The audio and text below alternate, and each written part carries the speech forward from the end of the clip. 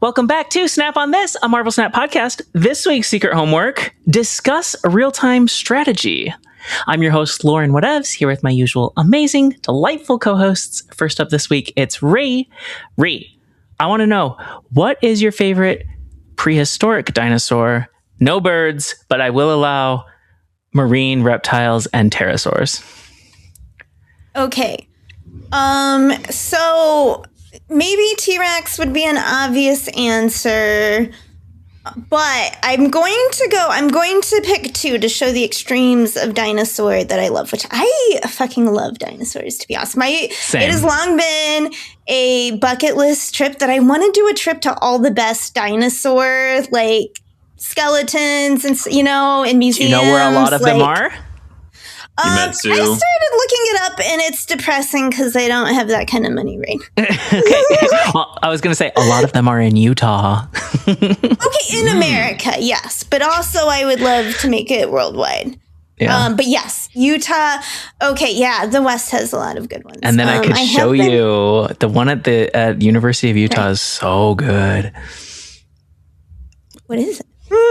The Natural History Museum. It's incredible. They have a wall of ceratopsians, and it's very cool seeing like a family tree of all their different skulls. Anyway, nice. Okay.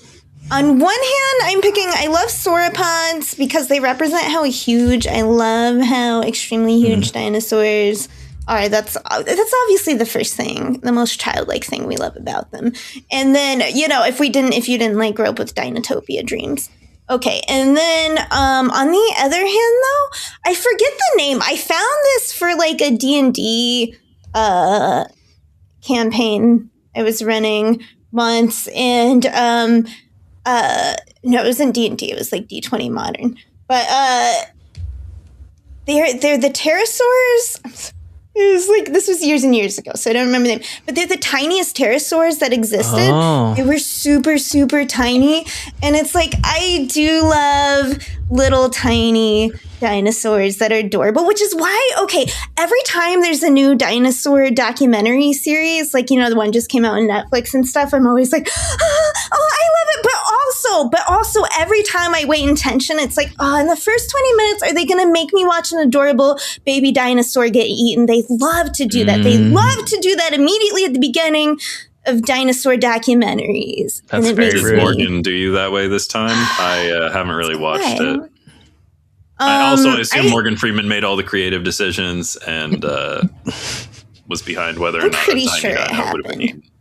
Yeah, I did. I've been having like TV attention span problems, so I haven't watched all the TV.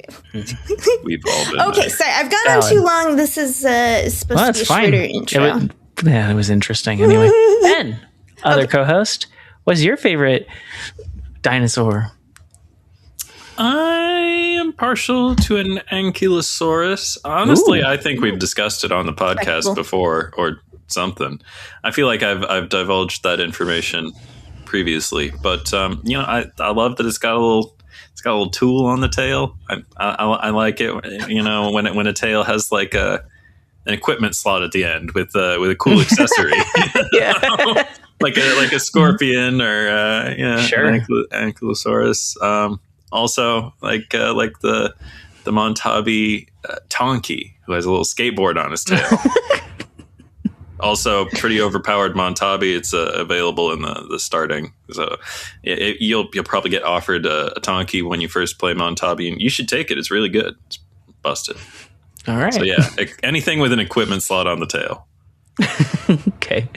My favorite has been as far back as I can remember, and I have been into dinosaurs for a very long time. It was an early childhood interest, is Parasaurolophus. And nowadays, it feels more like a nostalgia pick than anything else. I couldn't really tell you why, but they are pretty cute and cool. So, that's my pick. Dinosaurs. Okay. All right, let's talk about this week's delightful new release, Gambit, Horseman of Death. You have surely run into him. 3/3, if you've been playing. 3/3, objective, play 5 total cost of created cards to randomly destroy up to 4 total cost of enemy cards. New thoughts? I do. Sorry, I have lots of thoughts because he's been around a lot. I don't know. I assume you guys have seen him a lot. I've seen him a lot. Okay. Yep. I do think last week I was kind of like, hey, like as we were recording, I'm like, wait a minute. Like, is this park worse than his bite? Because I was retreating. Once I saw there were like three, several of them out there or whatever, I was just like retreating. And then I'm like, wait, it's kind of the old, like, what if you stand up to the schoolyard bully? Sure, sometimes you may get like beaten and stuffed in a locker, but sometimes, they just fall over. And like, this is what happened when I stayed. And now I found multiple times have I actually survived through like Gambit with like 2 or 3 copies out? You know what I mean? Like, I mean, certainly I've been like, I've lost to some Gambits, Horseman of Death, but like, one, it's a lot of work for them to put out that many copies of him that they don't usually have a lot of power out, So they're really like banking on hitting some valuable targets there. And B, I was running to him a ton in Clash. And that became the easiest thing to deal with. Because I just started putting all my power in like 5 cost and up cards, Like play Avengers, play T'Challa, like and they can't do anything. And they're not running Shang in that like Brotherhood deck, or whatever. So not Brotherhood. Thunderbolt? It is. I think it's Brotherhood that Gambit's in. Brotherhood? Yeah. Okay, wherever it is in, it's not Avengers, so they're not running I've seen him in Shang. a bunch of stuff, but his alignment is Brotherhood. Yeah.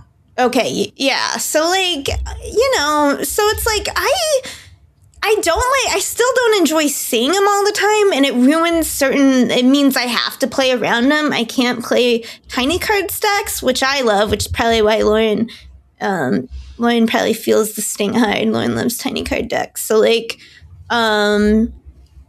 yeah. Okay. What about you? What's your experience been? Either of you? Yeah, there's plenty of Gambit around. I don't think it's a real interesting card. I don't think the decks that are playing it are real interesting. I think in my spoiler alert, didn't play a ton of Team Clash, but I think I did maybe see Gambit in the one game that I played. I've seen a lot of screenshots of other people playing Team Clash with Gambit around on the other side of the board, and I'm like, gosh, that I think I made the right choice to spend the 800 gold and get out with the card, because that seems unfun in a game mode that doesn't even have snaps. Oh my gosh.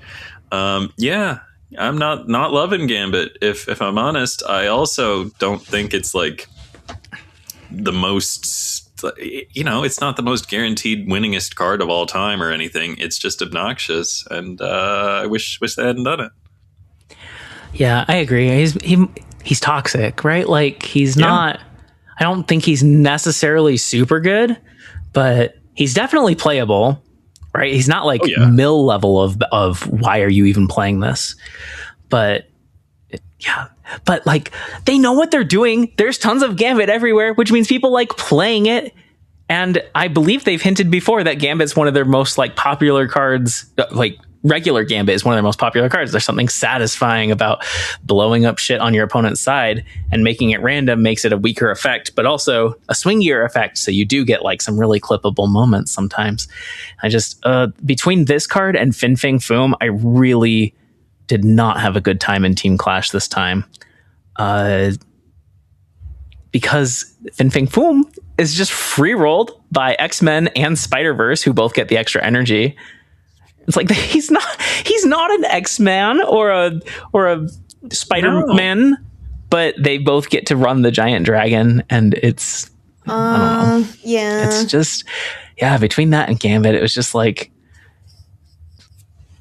it's like different strategies too, right? Like, if I'm playing only big stuff, then Fin Fang Foom loves that shit. Yeah. Yeah. I mean, I did have fun with that. I basically just played goofy decks, right? I played a Brotherhood deck that's using Maverick and Captain Carter and Agony and America Chavez to super duper boost up a Brood, and that's fun. But that's if we're like having our little team clash discussion here, that's interesting. For like me, I did the ones where I didn't make custom decks of all of them, but the ones where I did, I stuck, instead of going optimizing the deck to be like the most winningest deck, I had fun like doing the tribal aspect and going all from the X-Men, whatever category that was.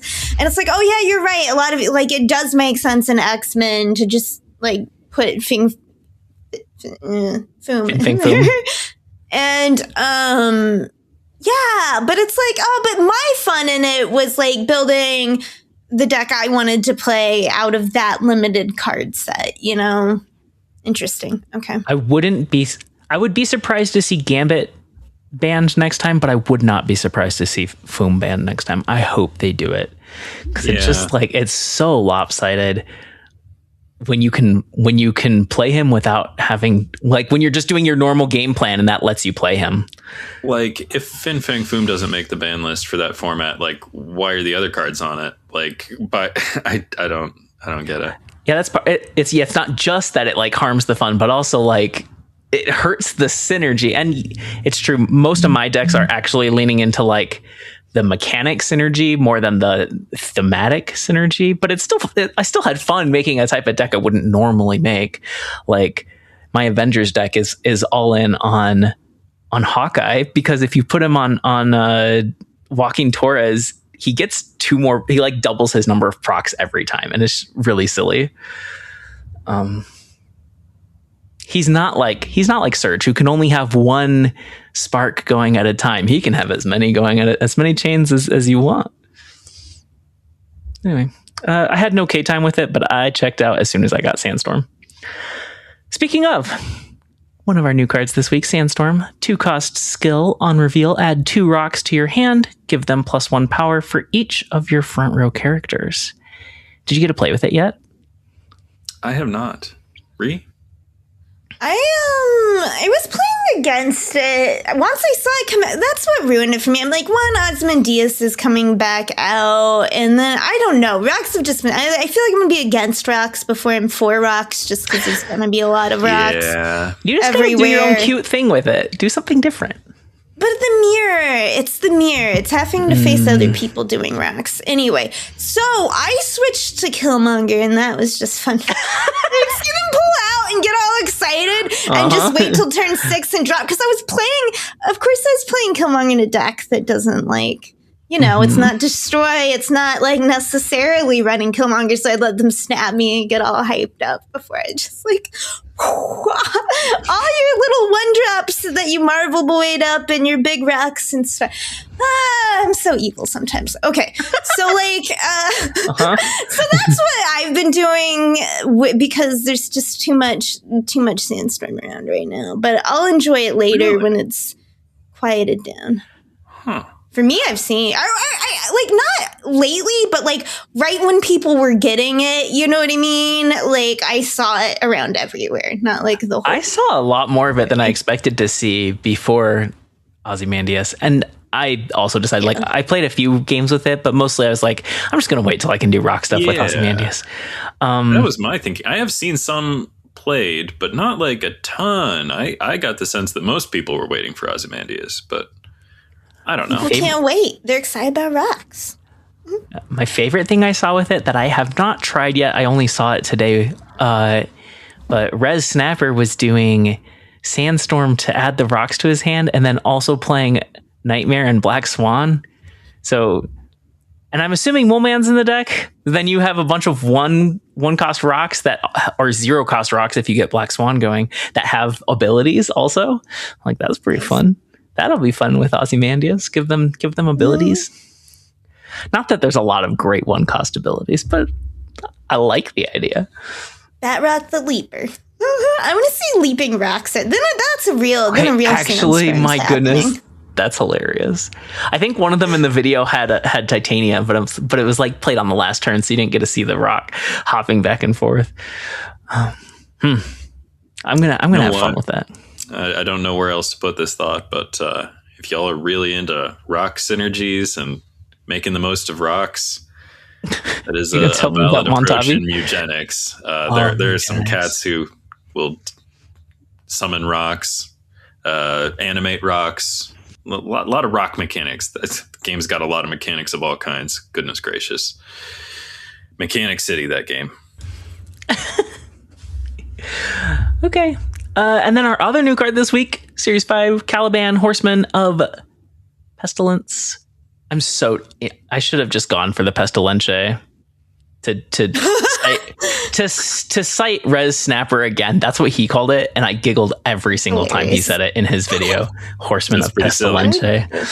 I don't know. I don't have the bones to do that. 3/4 objective: have 3 cards that are 4 cost or higher in play. Afflict the highest cost enemy card with -7 power. I actually played him a bunch because I had a Doom 2099 deck that I liked with Eska that I took to Infinite, and Caliban did very little in this deck. I think he does fit, but like there's lots of other things that can fit there, like new Drax. He's fine. I was not super duper impressed, but like it's kind of what I expected from him, right? Like the numbers are solid. They're not amazing. There's not synergy yet. So it's just like, yeah, if you need to like sub something in, if you just need to sub a good card into a deck that does this anyway, then he's fine. The rate's not bad. I would agree. That's all I got. I mean, that's all there is, I think. Lost. I don't have him, but I've played against him plenty, and I've both, lost to him and beaten him, and because it's like it's not hard to get the power, and I hate I don't know I dislike it. I think the big negatives power. I don't know, for some reason. I think it's because I like to win by tighter margins a lot. By playing worse decks cleverly. So it's like, I don't know, for some reason, things like Omega, things that take big stabs at my largest power card or something. I don't know. I feel like they hurt worse than other things that could happen. But yeah. Highest cost also did not feel very good. I had him out, and so my opponent knew it was coming, and so they played a 6 in a different lane to protect their 5. And it was like, yeah, you did the right thing.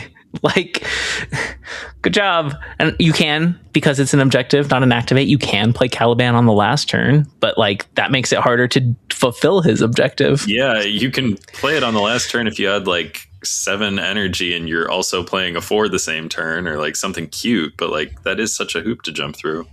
Yeah. To get the surprise. Caliban is not by nature a surprising design. Yeah. I did see Zodrex invented a deck that was running Astral Projection Zola and a bunch of other high curve cards. But that lets you on turn 6 play Caliban Zola. And that was pretty cute. That is pretty cute. And Caliban technically is a cool thing to Zola, but I'm sure that deck has a million better things to Zola, right? No, I think you're only playing one Caliban and then Zolaing a big thing to help trigger your Caliban. Yeah. But I bet under some particular circumstances, it's right to Zola your Caliban. Yeah, and if you can trigger him early, that gives you 3 triggers, because as I have discovered, that the objectives will reproc if you create copies. So silly. All right. We've already kind of talked about Ozymandias, but let's vibe check next week's cards. 5/9, coming from High Voltage Overdrive. Ongoing, your rocks have +3 power. Ben. I'm kind of excited about this card, but it's one of these cards where I'm like, I would be excited more if I were in charge of who were, and if I could say who was and was not allowed to play this card.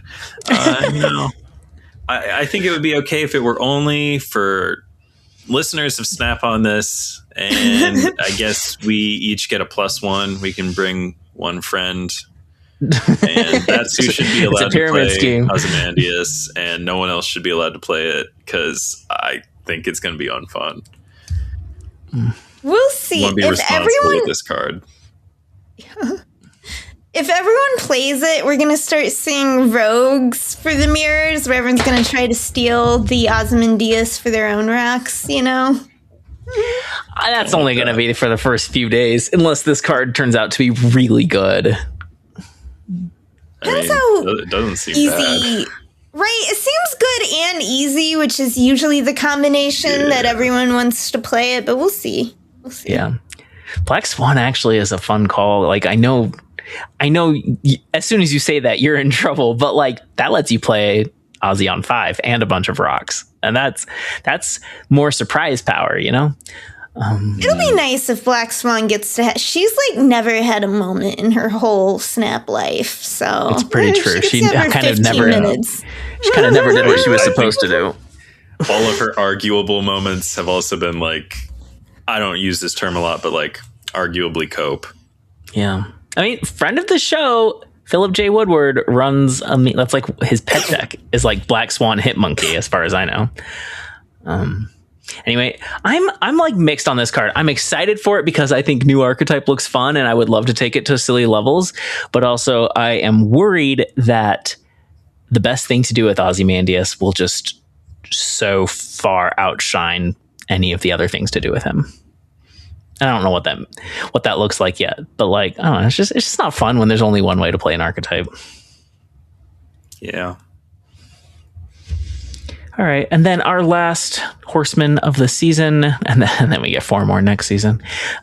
Selene, Horseman of Famine, 4/4. Objective: have 3 cards with no abilities in play to steal 5 power from an enemy card here. Okay. This is going to be so mean what I was just sitting here right now thinking. But I'll say it. Okay. So there's a subreddit I like to browse called What the Frack that's just about like fashion. Like pretty dresses and stuff. And sometimes sorry, is that people, What the Frock? Yeah. Oh, okay. You know, like, but yeah. At first I heard frack, and then when I heard the context, I figured it out. Oh, but that's the Battlestar Galactica. Right. Future. Yeah. I was like, I'm sure, that's nerdy, right? Not that surprises me at all. No, I'm trying to learn more about classic fashion in my older years. Okay. But also, I do just like pretty dresses, to be honest. But anyway, the point is, okay, so when they see like someone who is like, you know, lots of beautiful women, like, and posing in photo shoots, but they just always are given the same face. It's like really boring. Like the top comments will be like, go on, girl, give me nothing. And like, that's this card for me. Like, she's normally I'm into cool looking, witchy looking ladies, but like this card is so like, I'm so bored by it. Like, what is exciting about this card? Like, yeah, maybe it's good if no ability cards get something, but like, you know, like Iska excited us. It's like, here's someone who doubles their power, you know, who goes unbeat, who makes ties interesting, who like does stuff. And it's just like, what is this? Like, go on, Selene, Horseman of Famine, give me nothing. It feels totally like the slop we've talked about before, where it's just like Marvel Snap keywords thrown together to do something. Yeah, this is a card that like has stat change stuff on it exclusively.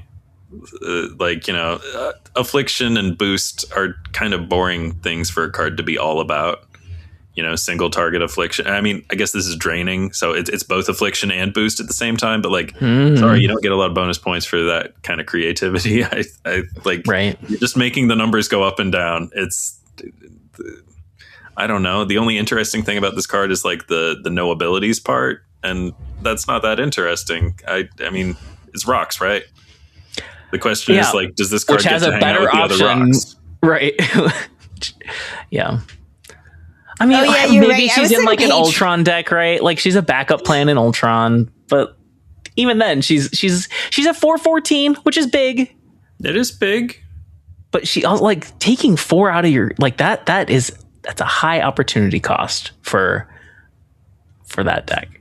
I don't know. But like, it's like you can't can't double, like, you're not gonna, like, double her up. Like, why would you double her up over other things? Like, there's nothing exciting. She's just like, yeah, she'll fit in a rock deck, because, like, she'll be good there. Like, I guess, maybe, if you're not doing other things. Yeah, I see what you're saying, right? Like, because you can't double her up, because there's not other things, and maybe you'd rather be doing that with the other cards, so it's just like, oh, whatever. Sad. I think Lauren is really right with the opportunity cost thing, because, like, don't you want to be making a shit ton of rocks on turn 4? Isn't that, like, what you should be doing? I feel like she's, like, asking you to take a detour from, like, what your deck is really about anyway. And I don't know if she even, like, goes there. But maybe she does. 414 is, like, serious stats. I don't know. I just don't like it. She may be a backup plan, right? I'm just thinking, like, if she's there, if it's a Patriot deck, I would rather be playing Moonstone or Khazar, like, if it's, like, Ultron-y, right? It's just... Yeah, and if it's Ozymandias, I either want to be making rocks or preparing Ancient One or something. Like, I want to be getting ready for the rock party, right? I don't just want one random big card. I have no idea where she goes. On to our side quest. First up, it's our Week in Snap. Ree, how is your Week in Snap? And keep it snappy. Okay, I did play a lot of Snap, but nothing I'm super excited to talk about. It's more of like a fever dream of decks, like nothing super sticky, you know, that I was really excited to talk about. So I thought briefly I would just share that I am having as a follow-up to previous secret homework. I'm having my first book club meeting this Saturday over Zoom, and I got to pick the book via poll of my choices, and it was The Water Outlaws by, I have it right here, S.L. Ewing. Sorry, I'm probably totally mispronouncing that. And I totally recommend it. It's like a standalone, which it's like, don't you love a standalone novel?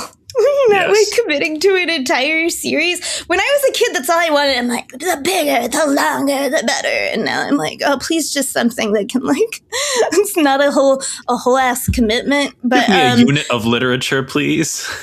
Right? Okay, so the idea of the Water Outlaws, it's like a historical fantasy kind of mix up. There is a classic Chinese tale called The Water Margin. And so this is kind of a retelling of that, but if and all the characters were like women and queer people, you know, which is like pretty fun if you ask me.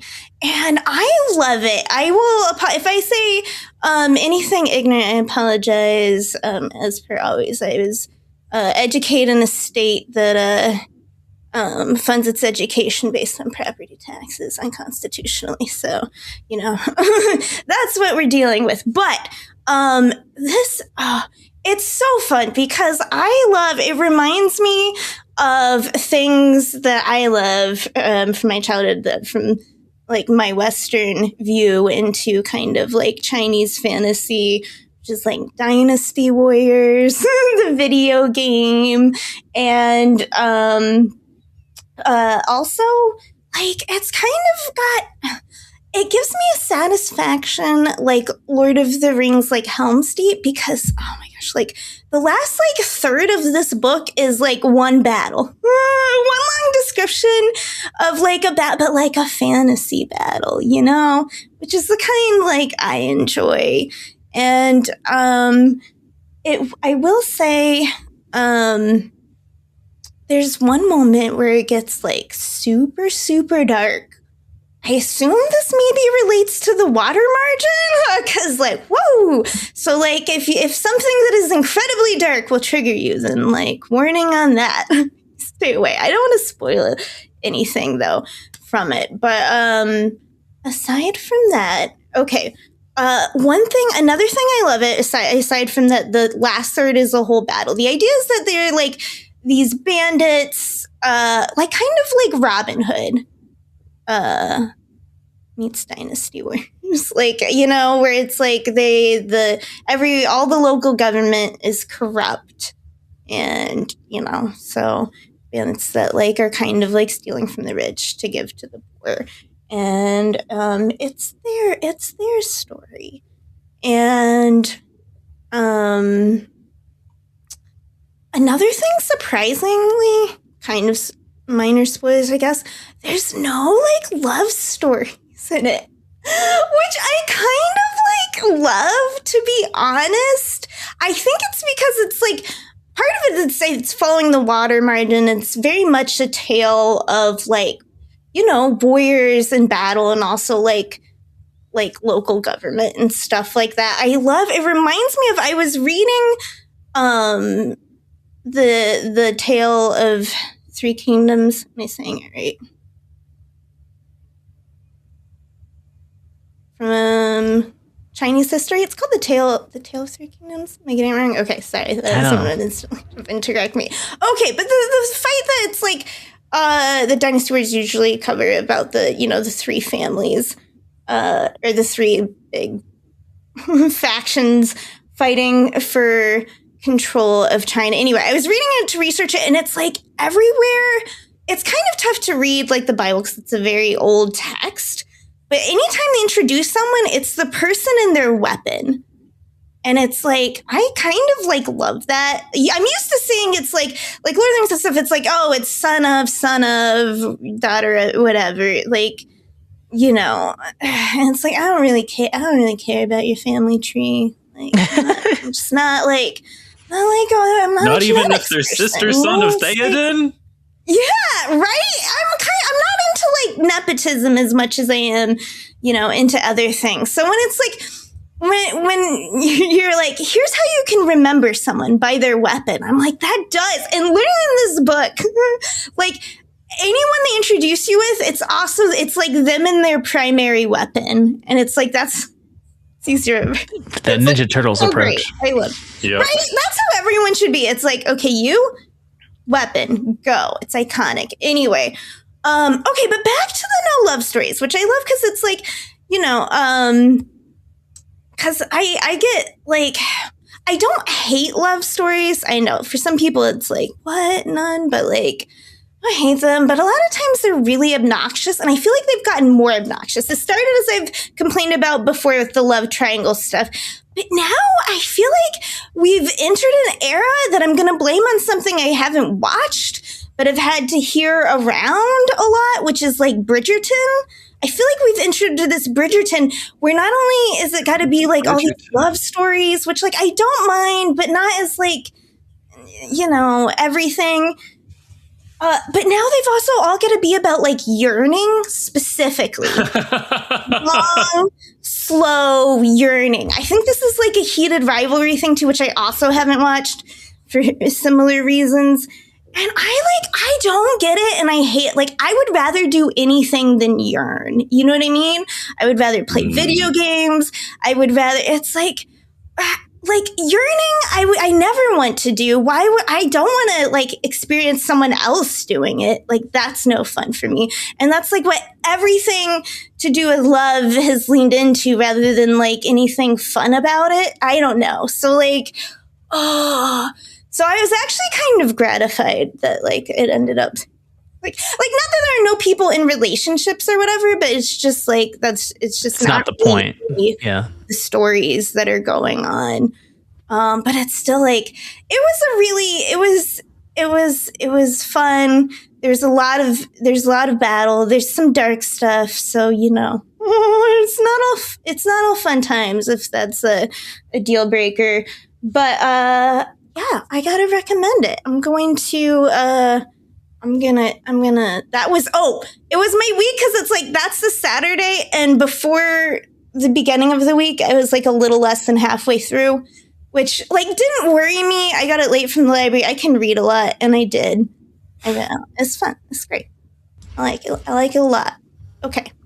The yearning is a good thing to raise as complaining, because it's like, I don't know, there's a sweet spot for me, right? Like there is better payoff if you build the romance, but like I hate 9 seasons of will they, won't they, and then they do for 3 episodes and break up. And like, Jess will be watching a show, and she's like, "You want to watch this with me?" And I'm like, I can tell who the romantic lead are. Are they going to get together, and are they going to stay together? And do I have to wait forever for it to happen? Because this will inform whether or not I want to watch it. Because I absolutely adore romance. I think romance makes almost every story better, for me personally. But yeah, I also don't want it to just be like all yearning, all build up. Like I want the relationship, and I want to see the relationship happen. Like I want to, it's something I've cited it before on the show. Actually, it's one thing I like about the Harley Quinn cartoon is like she and Poison Ivy get together pretty early, and then you get 2 seasons of them having a real ass relationship. Mm-hmm. It's great. That show rocks. Such a good show. And I don't want to act like I'm all high and mighty, like, look at me, I'm too cool for romance. Like, I was all about, like, I was a teenager. I was, like, way into Pride and Prejudice, There's still, like, a fondness for Mr. Darcy. But, like, so, like, and sometimes, I'll try. I just get irritated by it very easily, is all I think. That's fair. Ben, how was your weekend snap? And keep it snappy. Oh gosh, my weekend snap was pretty good. Another, I forgot to set the timer, so I'm just gonna eyeball it. Just a freewheeling, I played some Snap. Still having fun with Supergiant. Here's the thing: I was switching it up. I was going back to some other decks. And then today, everyone was playing end of turn shit again, so I went back to my Supergiant Surfer deck, and that's a fun one to play. I'm still learning all the Supergiant tricks, or I think I mostly know them. It's just like doing them, remembering them, all that stuff. Sometimes I'll be like, oh no, I forgot to Supergiant last turn. I really should have done that. That would have tied the room together. But yeah, I have to say, I was worried that would happen like during the Golden Gauntlet qualifier, but I mostly did smart Supergiant plays that day, which was good because I was worried I would not because I hadn't really played the card until like 24 hours before. So I don't have any exciting new decks. I don't think. Also, as I mentioned, I played 1 game of Team Clash. I've got a 0% Team Clash win rate this time. I played Brotherhood Precon and did not win. So that was that. But I spent the 800 gold, which I do not regret at all. Honestly, I hadn't even read Lauren's Wonderful Economy Guide yet. I didn't know exactly if like the 800 gold would get me the card or if I'd have to like play 5 more matches or something. But I was like, at the very least, it'll get me closer. I'm trying to play as few matches as possible. And yep. So got Sandstorm, got out, and I'm chilling somewhere in the 80s on the ladder. Mostly I've been playing Slay the Spire this week. And I was talking about the rock mechanics in eugenics. In Mugenics, you really got to hit the M on that one. There are also some fun rock mechanics in Slay the Spire too.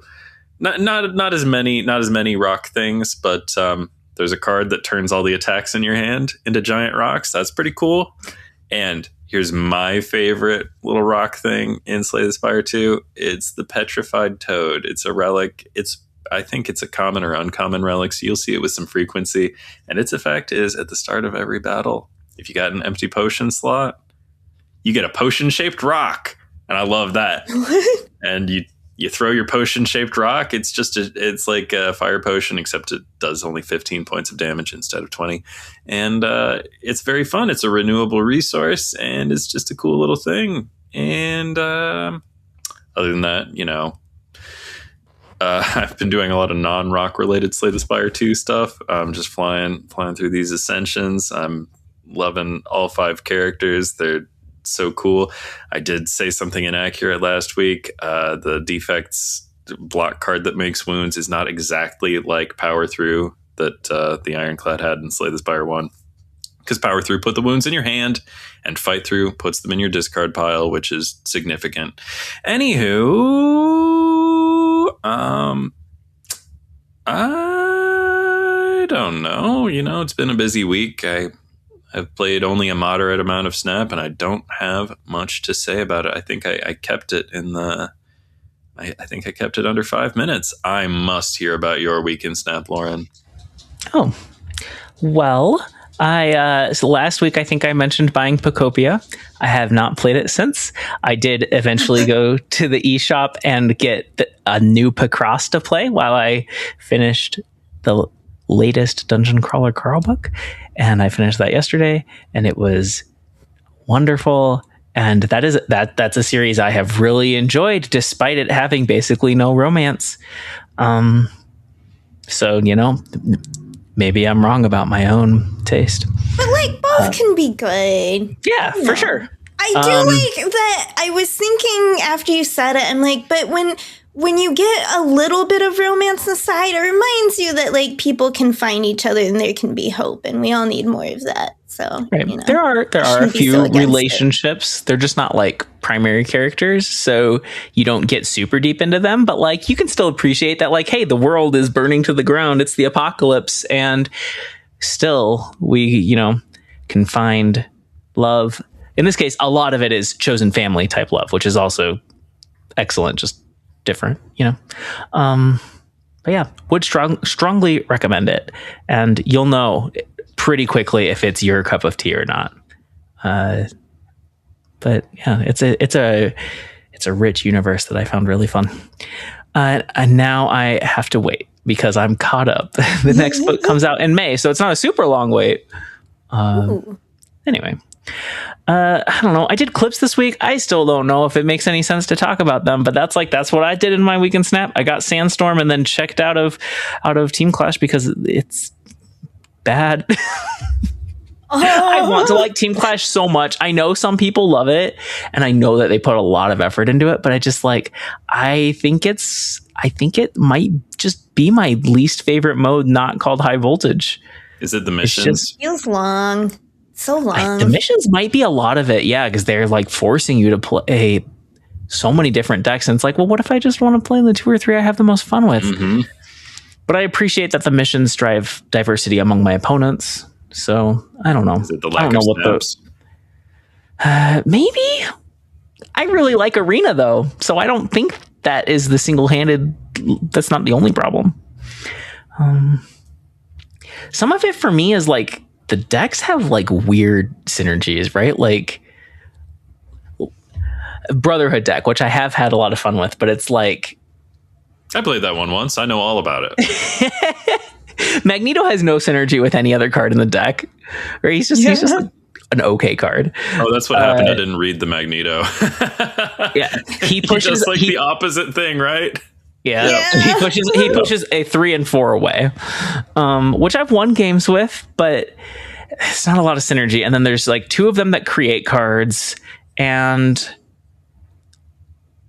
Mystique is very cool. Being able to copy a card at a location, like targeted copy that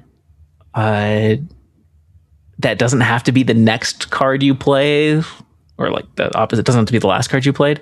That's cool. I've had a lot of fun with that, but I was just like, they just don't have synergy. And it's like, I understand like they're not trying to force us into a single archetype to play, but just like, I don't know. That's why you have different teams, isn't it? So I can choose which style I want to play. That's something I really think maybe they're hoping you'll feel excited about thematically hanging out with the characters. I don't know. Maybe I don't know. Maybe they should have more mechanical identity, the different teams. Or maybe it's how lopsided the teams feel, or maybe it's like I actually don't like deck building where I only control 6 of the cards. Which teams are the stinkers this time? Guardians are still pretty bad. Yeah. Spider-Verse is still not that great, except that it gets Foom, so maybe it's had a significant upgrade because of that. To me, X-Men still feels just like clearly the best. It gets so much energy, and it's not very hard to do. Did they rework one of the cards? Is it Wolverine? I played plenty of Team Clash last time, so I sort of know what's up. They've actually reworked like 10 of the cards, something like that. Like a bunch of them. Some of them it's just power adjustments, but some of them are bigger. Like Wolverine used to destroy himself and now he doesn't. I don't know. So yeah, I guess we talked about Team Clash again instead of my clips. My clips are cool, but I don't know if talking about clips is fun. So just go watch them. You really should. You can watch them on my Twitter, my Blue Sky, or Fourth Location YouTube. And then finally, SnapOnThisPod is looming closer. We're planning on running it at the end of May. I think I did talk about it before, but we're still looking for a handful of players, and we are including community members. So if you're interested, please DM me on Discord. It's fun. It's like participating in a 14-person Snap-themed reality show. It needs about an hour of your time a week, but honestly, if you want to do well, it needs more. So it should be something that you're pretty into, but it's really fun. I've participated in it all 3 seasons, once as a competitor and twice as a helping to run the show. Did Phil J. Woodward win last time as I hoped he would? Phil did not win, but he was in the final 4. Winner in our hearts. Yeah. Winner in my hearts for sure. Dragon Not to ended up discredit winning. whoever won. Oh, yeah. I'm Also, sure, Dragon is a winner in our hearts. Also fine, but come on. It's Phil Woodward. Deal with the showgram, people. Yeah. Anyway, there are already some community members signed up. There are a bunch of creators signed up. If you wanna do that, let me know. We have a few openings. All right, on to our secret homework. This week's secret homework was assigned by Ree. Oh, okay, yes. I thought we would just talk about real-time strategy games. And I'll start. I wanted to say it's among my earliest memories of gaming. Certainly, maybe not the very earliest, but in PC, a lot of it. We had these, so they're the people who are always chasing the latest graphics card, you know what I mean? Like, it won't change anything about their gaming experience, to be honest, because they're so state of the line, but they just, they get it in their heads, and then they, lust after it like collectors do. And I'm not, deriding it. I used to, overclock all my graphics cards like I was hot shit, And I, put them, I'm look, I burned it out, because so dumb. Anyway, okay. But my childhood was the opposite of that. We had a bunch of LAN networked, local area networked computers that were, what we had were cast-offs of old computers. So not just old computer parts that people were getting rid of, it was ones that they couldn't even sell for value. Just trash PC parts, the way tech degrades. And my dad, who was a cheapskate, this is one of my only 2 fond memories of my dad, are, he would put together these old pieces, we'd put them together, and to try to get a computer that runs more or less.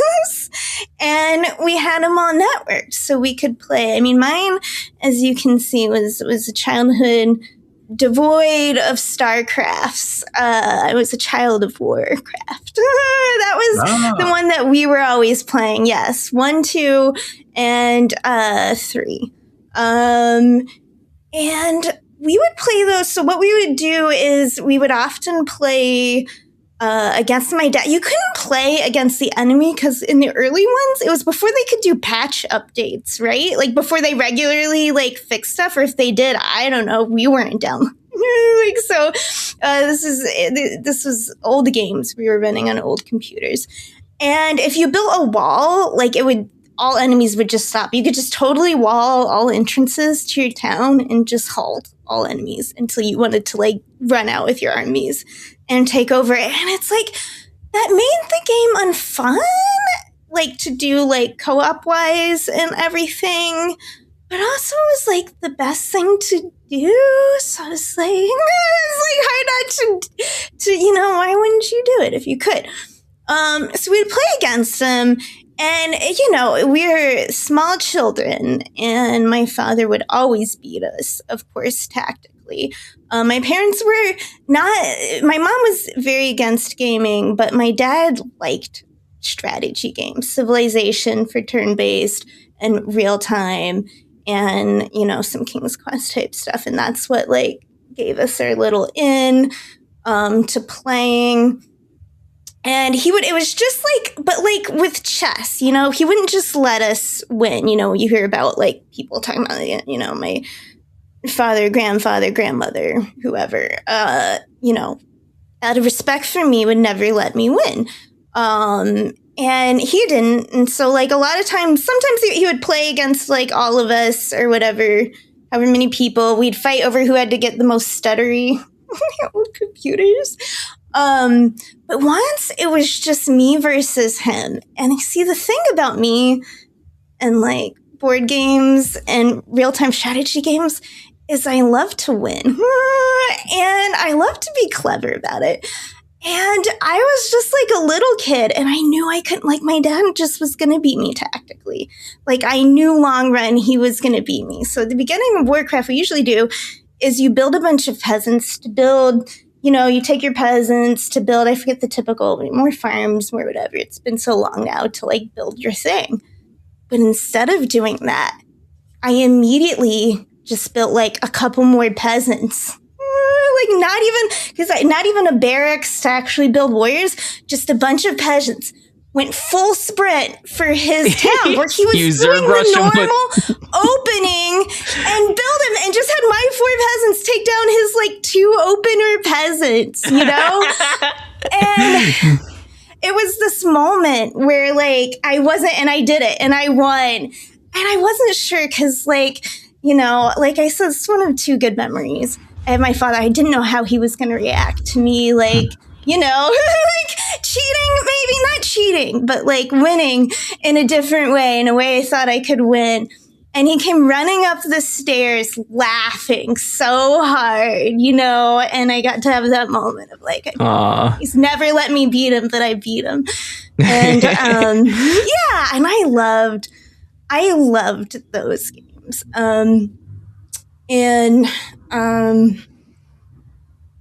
I realized like I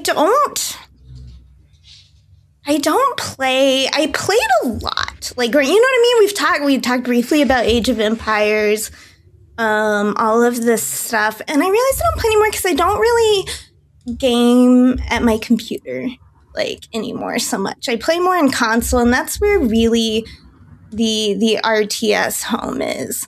I wanted to also, I think I've talked it before, brief shout out to Majesty, which was like kind of for my like little known games that I love. I was just talking, I forget who, to someone about this. It's insane how we have so much more games now than we had in the past, right? When we were younger, our game selection was so much smaller, and yet we each had so many fewer options that like we all have games that we've played that like we can't find anyone else who's played, you know, that we loved and played a lot. I feel like we all have that.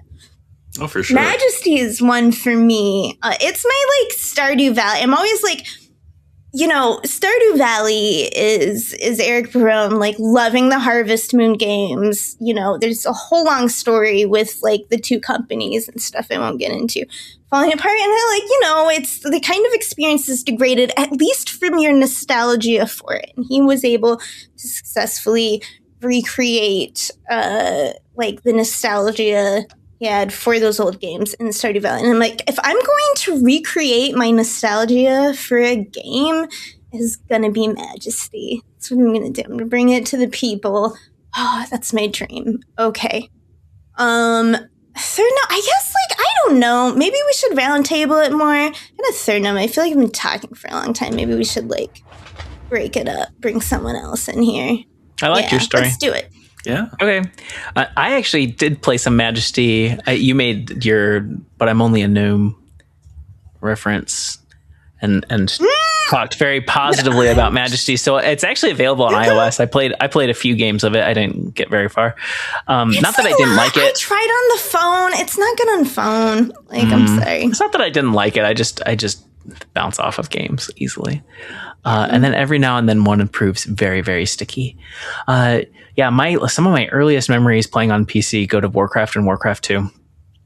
And then Starcraft later. But I didn't have them really. So like I played Age of Empires 2 at one friend's house and Red Alert 2 at another friend's house and Warcraft 2 at another friend's house. Like each friend had like their own RTS that I would go and play and have great fun playing. But eventually one of my uncles let me, I don't know how this happened. I think he gave me Warcraft, like his copy of Warcraft he gave to me, and I installed it on my parents' computer and beat the campaign using cheat codes, of course. But still, I was like, I don't know. I was probably like 10 or something like that, possibly younger. And it was so fun. And then later got Starcraft and Brood War, and that could be Sims is up there, but it might be the game I've played the most on PC. And then I ended up much more console heavy since I got a Nintendo. Since my dad got a Nintendo 64, I was the one who played it, but they wanted to retain control of it. When I was, I don't know, whenever N64 came out, it was Donkey Kong 64, so it was probably a couple years into the lifespan of that console. That was the first one we had at home, and been a console girly ever since. But gosh, we just had so much fun with StarCraft, and of course, StarCraft has the custom game modes. Kind of invented tower defense as a genre, and just so many. And I'm on 56K like dial up back then, but still fun to hang out with friends and play that. And I also remember StarCraft 64, which was a thing, and the controls were awful because it was on N64. But one thing that I absolutely loved that StarCraft 64 had that, as far as I know, 64 or StarCraft PC did not have, is you could play 2-player as in the same base, like 2 players who shared resources and all that. And that was fun, having like 2 heads working together, especially because you could be different races. And that was weirder, that you could be like Terran and Zerg at the same time. But that probably wasn't the best strategy, because then your tech tree's all messed up. But I remember it fondly anyway for being unique in that way. Other than that, I played Impossible Creatures. I don't know if either of you will have heard of that, but you mix animals together to create your units. That one was really fun, but it felt busted once you figured out the strong units. And I don't remember exactly what they were. I think it was like, like tigers with the size of a moose and the claws of a lobster and the tail of a scorpion. Like, I don't know, but I loved animals. And so like that game is really special to me. And since then, I don't really play them except for more modern takes on the genre. Like Pikmin, I would consider an RTS, and a very special one at that. I've played all 4 of those and loved them. Would highly recommend them if you're looking for something that is controller friendly. I think Pikmin 3 is like best on Wii U, which nobody has a Wii U, but I think you can get it on. I think you can get Pikmin 3 on Switch now. Anyway, and the final one I will talk about is Rymdkapsel, which is an RTS made for mobile, and that's hard. Like, I don't know if you've played other mobile RTSs. It's not good. It's just not a good control scheme. But this one is very simplified, but still you feel very clever when you accomplish it at higher difficulties. You control just little vertical white lines. That's who your people are, and there's no differentiation between them. They all have the same abilities. What they do depends on what room they're in, like what they're harvesting, or if they're manning weaponry, or researching technology, or whatever. And it's a really fun little, $5 game. I think it's on Android and iOS. Just sputtering through all the RTSs I've played. It's a very special genre to me, despite how little time I spend with it now. Right. It's formative.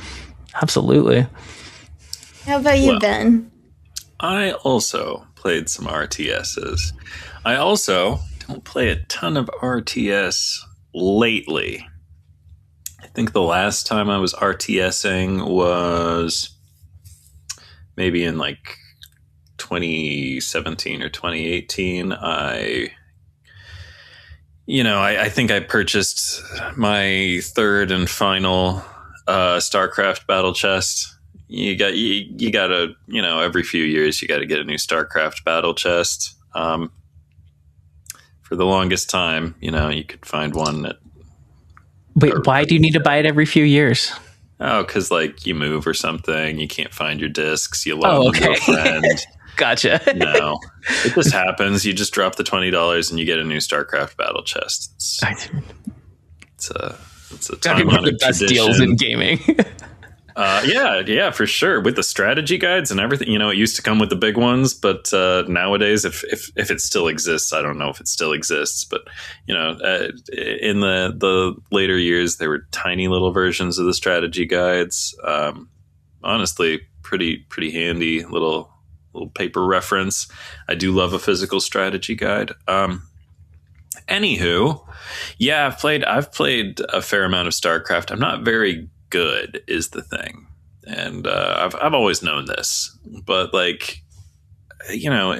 did find it to be pretty magical to play as a kid. I just the other RTS that I spent time with was Age of Empires and Age of Empires 2, although I played those like a tiny fraction as much as I played StarCraft, but they're also very interesting games. And so much of it when I was a kid was about the joy of discovery, just seeing the stuff happen. When they nuke you in StarCraft, it's what? That can happen? You hear the adjutant or whatever announce nuclear launch detected, or I don't know, or it's just and then it happens, and all the shit blows up in a truly spectacular way, and you're like, wow, that's wild. I got to see that happen again. Maybe I'll do one. That's exciting. Also, you start playing on the internet, you see the people create huge swarms of units that you've never seen. And you're like, what? The spectacle, the very spectacle. I'm not, I don't play games the same way I used to, because I've seen all the sights. Games can't blow my mind in the way that they did when I was a kid, but that's only because I've seen the stuff. But yeah, I love those games, Age of Empires and StarCraft, and I think I owned a copy of StarCraft 2 that I installed and never played. But I've heard it's a real game too. That's all fine. The reason I don't really play RTSs, and that I've always known that I was bad at them, is just, I'm just never gonna have the APM, right? I can beat someone who doesn't know what to do at StarCraft, but I'm never gonna beat a good StarCraft player. That's fine, But yeah, I could probably beat a kid at StarCraft or an untrained adult. There's more than just competitive playing. I would say, when I was a kid, I never played online against people. It was all PvE. Yeah. The single player stuff it was fun because Lauren, I could get through the campaign of StarCraft if I used cheat codes, but it was also, I've always been the kind of person who wants to get good, even though I knew that I could not really get all that good at StarCraft. So it was fun getting good enough to beat the story missions and stuff. They got quite difficult for me, because sometimes you can't you got to understand the assignment, what the mission is really asking you to do. Some of them have sort of, you need to understand when the waves of enemies are going to come and stuff, and what. Yeah. So much of it is about understanding the assignment. They have different win conditions, yeah. And that's the thing though. I'm like, the real time is the part that always gets me, because like I can, it's not that I only play turn-based games. I do not only play turn-based games, but like there is a comfort there in having a turn. Yeah, it's totally different. It's my turn until it is not my turn, and I'll figure out what the smart thing to do is, and that'll be my turn. And then we'll do it again the same time next week, Geez, there was a lot of fun to be had, especially playing Starcraft online, all those use map settings games. You could just make all kinds of things. I didn't make any great. I never made any that went viral or anything, but like it was fun to like poke around in there and be like, would this be fun? Set you could set everything's damage to whatever you thought would be an appropriate I don't know. I never really like finished one that would be cool, but I enjoyed other people's use map settings games. And I just have a lot of fondness in my heart for that time. It was also like I didn't have a cool local area network set up, but like, you'd have friends over and there'd be sort of a committee. We'd play some Age of Empires by committee. Like what should we be doing right now? We'd take turns being in the driver's seat, so to speak. But that's just another place where the turn-based strategy games are just better, because you can do hot seat and stuff. But we co-opt some turn-based strategy games too, because sometimes it's just fun to be on the same team. But yeah, I loved the discovery of playing those real-time strategy games. Just seeing the stuff happen. Like the first time the priests roll up on you and convert your units, you're like, what the fuck just happened? That's some old horse shit. And just the experiences. It's very much about like the joy of the ride with real-time strategy games for me, in a way that like I mostly don't play games like that. I'm concerned with like figuring out what's good to do in them and doing it, and I struggle when it's an action game, or another kind of game that I play like that is fighting games. I love seeing what happens in fighting games. I love meeting all the characters and their fucking goofy outfits, and I love when they show up before the fight and they have their little intro moment. They flip their nunchaku around and say some goofy thing, and like I'm just so bad at fighting games, but like they're neat, like they're cool, they're fun, and I like to hang out there. They're never going to be like my true gaming love, like a cards games or a turn-based RPG or a turn-based strategy game. Yeah, I give me a Civilization over an Age of Empires any day of my adult life, that's for sure. And also, and any day of my childhood, if I'm being honest, Civilization goes so hard.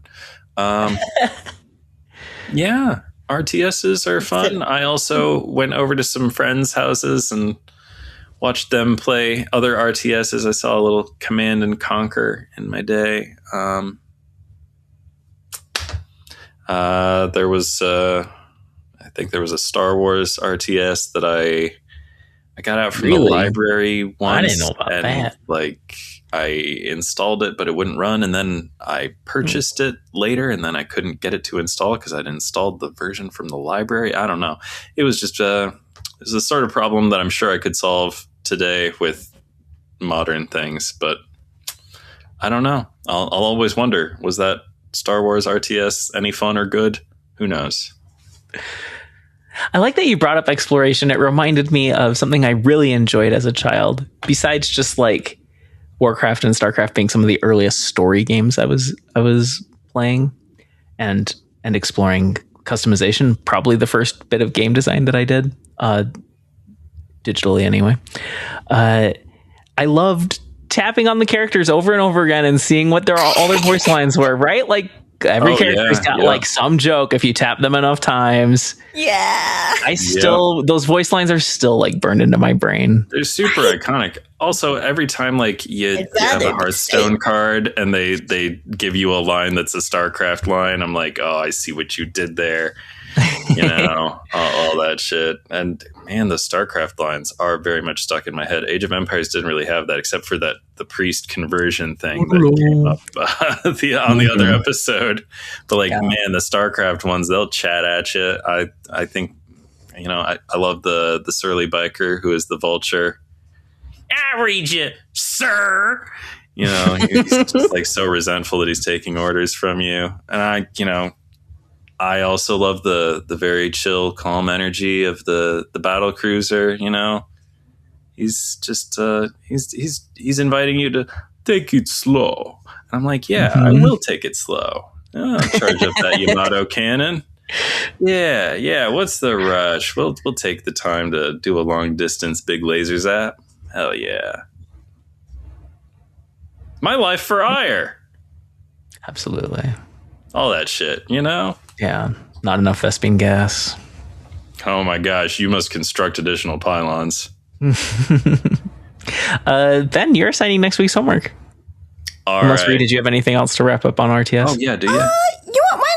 I'll save it for outro. Unless somebody had something else. Nope. Well, while we've been recording, I noticed that the light outside my windows has faded. I think maybe night is falling, but up there in the sky, I don't see any stars. Do you know why? Because they're all out tonight and also next week on the red carpet, because it's the first annual Thissies. That's right. It's award season on Snap on This. We're not calling them the Snappies because that's just, I don't know, too obvious. I feel like somebody else probably already got there. So our awards are the Thissies. Okay. And, I'm here to announce the categories. The categories that we're going to be voting on in the Academy are best season. These are the 2025 seasons. These are the nominees. Right. And also a related category I'll announce at the same time: best card in a season pass roll. So these are for your consideration. We've got Dark Avengers, Iron Patriot. That was the January season. We got Brave New World, Sam Wilson, Captain America from February. We got Prehistoric Avengers with Agamotto in March. We got What If with Captain Carter. And that's our April. We got New X-Men in May with Esme Cuckoo. And then in June, we got Masters of the Arcane, little card we may remember. Merlin. Yes. Fantastic Four. First Steps with Mr. Fantastic First Steps. I think the season was just called Fantastic Four. Then we got Heralds of Galactus with Galactus First Steps. Visions of the Future with Viv Vision. Undead Horde, everyone's favorite season, I'm sure, with Zombie Scarlet Witch. I will be shocked if that one gets much love this awards season. And wrapping it up with the last couple, we got Arachnid Anarchy with Spider Punk. I feel some fondness for that season. I don't want to spoil where the votes are going. Then we get Weapon X with Weapon X. It's definitely a season that happened. You can't say it wasn't. And for our other categories, we have Best Card in a Series 5 roll.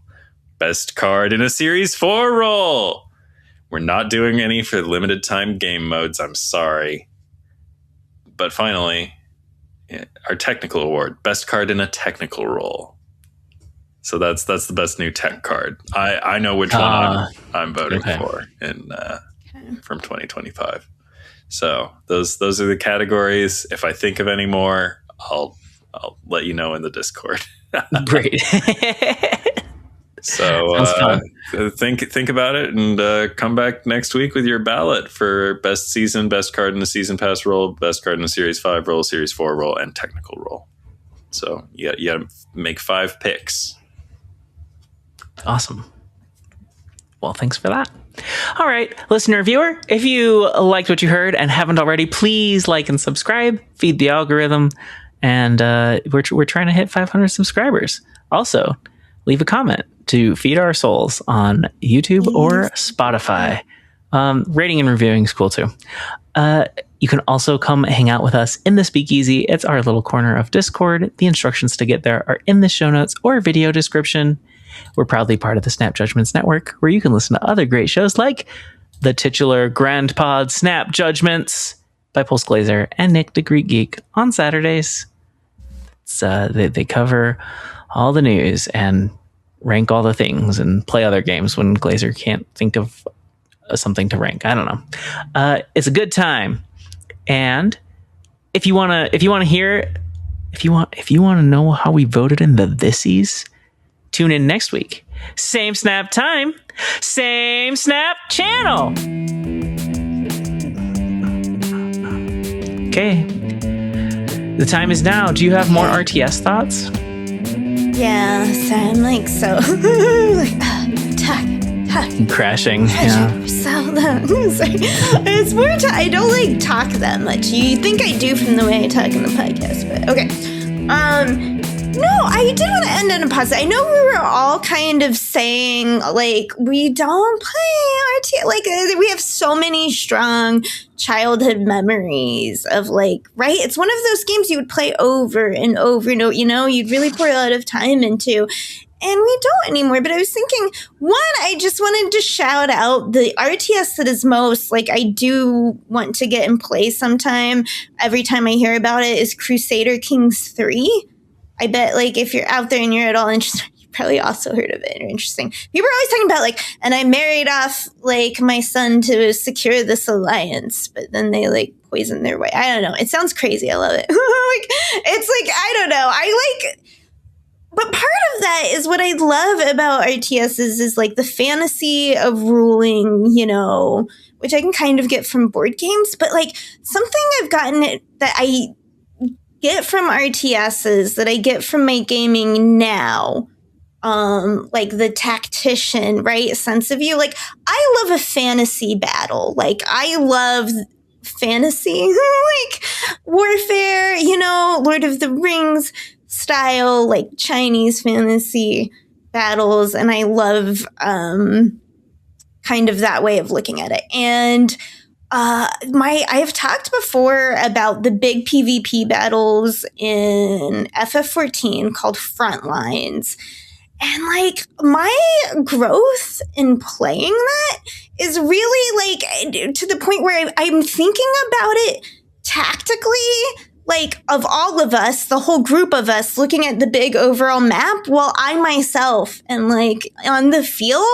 And it's so satisfying in the fantasy of it that I would get from RTS, which is like a far away godlike commander, you know, like sending around troops. But like, here's me on the battlefield. When I started Frontlines, one, I used to never play it. It used to be kind of like PvP was considered to be like mostly dead in FF14. They came back, they like reinvented it. They took a lot of lessons. You know, it's just like always a smart idea if you're like, what, you know, we're struggling and we're not doing well. It's like, maybe you go look and see what other games do well. And you gather those mechanics and you incorporate and you think about them thoughtfully for your game, of course. But like, so they did it, and it was great because they got this huge push, they invented a new mode of everyone to try it again, you know, and discover it was fun. And like that, like fear, you know what I mean, that some people can have of like new competitive. I know some people are like, yeah, let me at him. And some people play competitive games, so like, but like, I don't want people to yell at me because I'm not doing well. You know what I mean? Like, there's different. You can enjoy competitive games while having different kinds of anxiety if you're not just someone who's aggressive.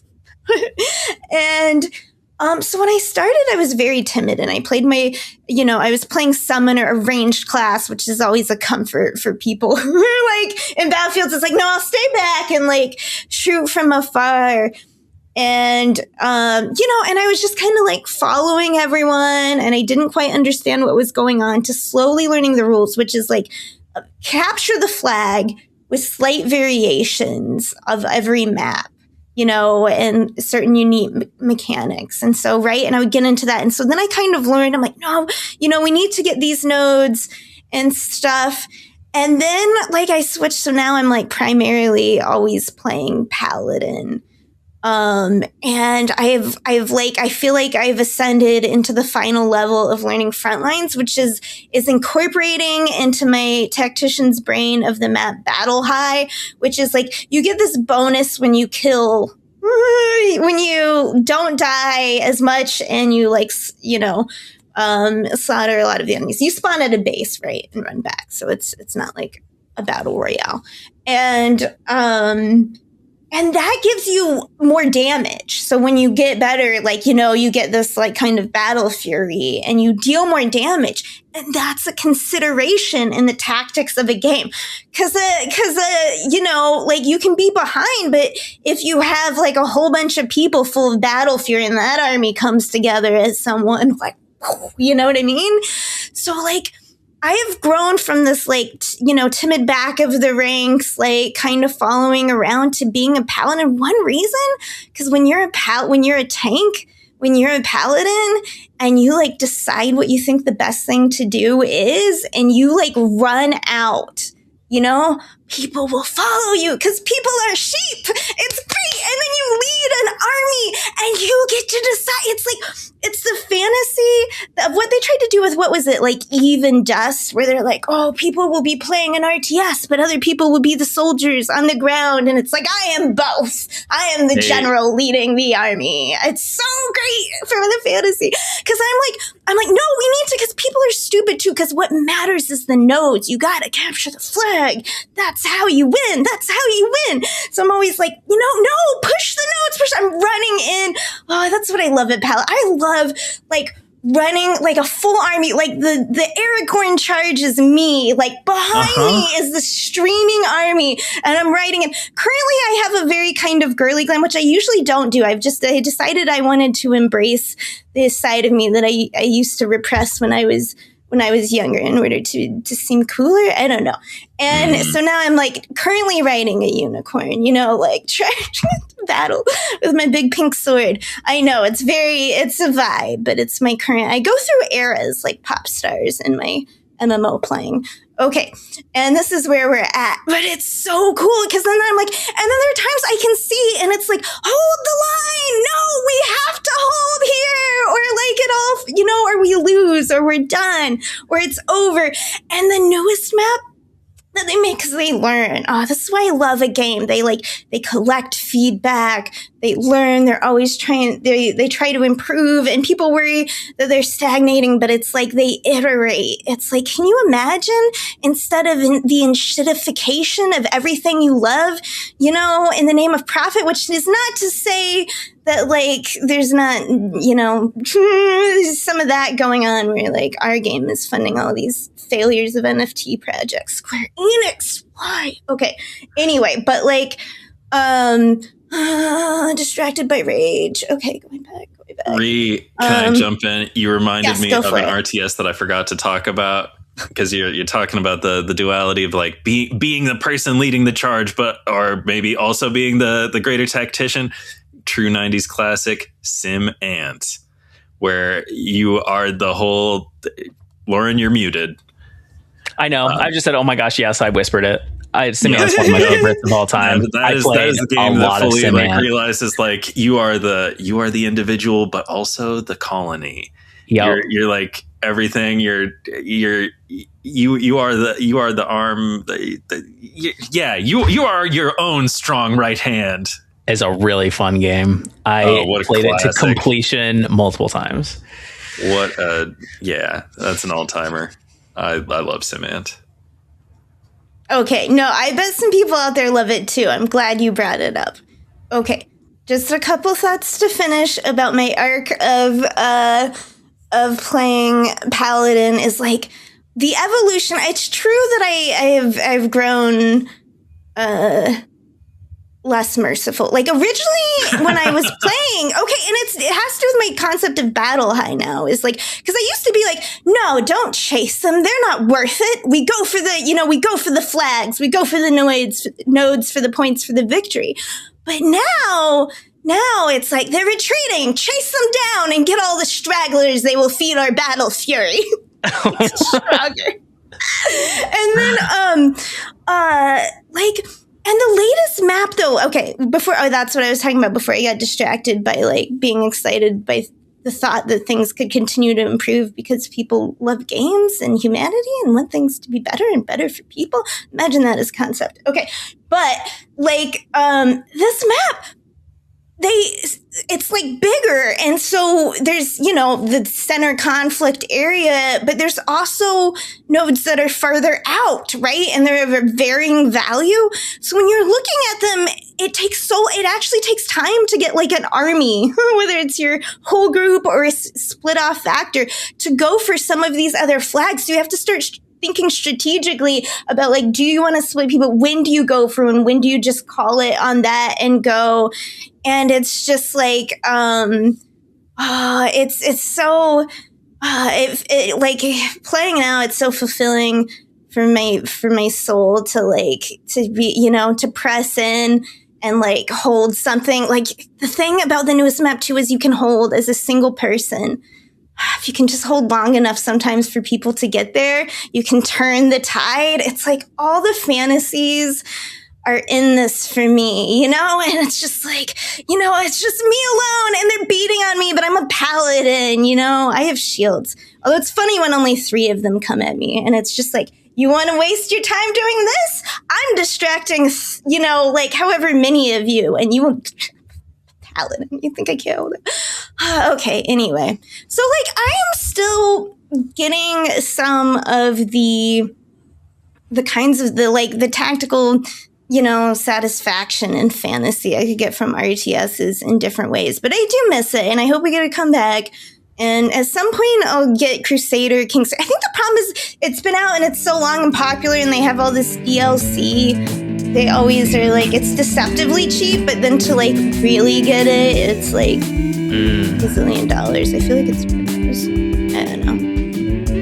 And also there's the fact that we all have so little time, so much stress. Being an adult sucks. Okay. Anyway. We could play games all the time when we were kids. Yes. I mean, correct. Some of us could. I had a household. I come from a household that had like pretty firm rules and time limits and things. But you had educational game. There were forms that you needed to like fill out your start time and such. Yeah. Incredible. Yeah. Spreadsheets and this and that. It was a choice. I don't think I would make the same choice as a parent. Yeah. Our world is doomed. Let's podcast. That internet theory. Let's fight the AI slop by not being AI slop ourselves. Yeah, here we are. Real human. Creating human. Yeah. Mostly. I don't know about 100. Okay.